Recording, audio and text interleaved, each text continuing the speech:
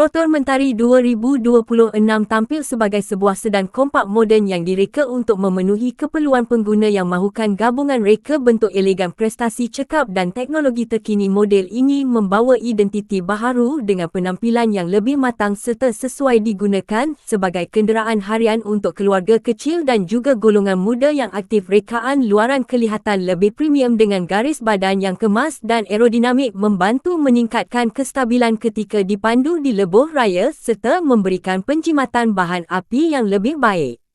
Bahagian hadapan Proton Mentari 2026 menampilkan lampu LED yang lebih tajam bersama grill moden yang memberikan imej berani dan bergaya. Bumper hadapan direka dengan sentuhan sporty manakala rim alloy baharu melengkapkan penampilan keseluruhan. Bahagian belakang pula menggunakan lampu LED dengan rekaan yang kemas, menjadikan kereta ini kelihatan moden dari setiap sudut. Pilihan warna yang menarik turut memberikan lebih banyak pilihan kepada pembeli mengikut cita rasa masing-masing.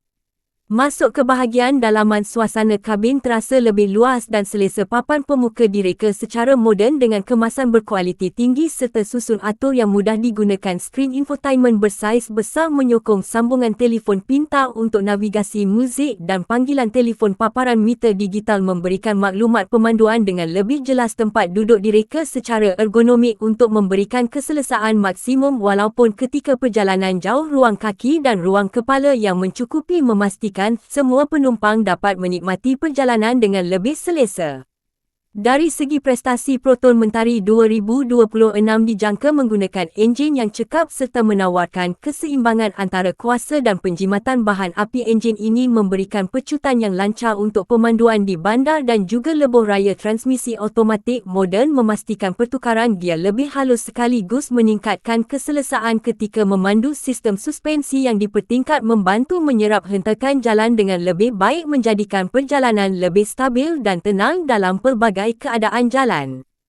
Ciri keselamatan juga menjadi keutamaan Proton Mentari 2026. Model ini dijangka dilengkapi sistem brek anti kunci, kawalan kestabilan elektronik, kawalan cengkaman, bantuan mula dicerun serta beberapa beg udara untuk memberikan perlindungan kepada pemandu dan penumpang. Kamera undur bersama sensor parkir memudahkan proses meletakkan kenderaan di kawasan sempit, manakala teknologi bantuan pemandu moden membantu meningkatkan keyakinan ketika berada di jalan raya.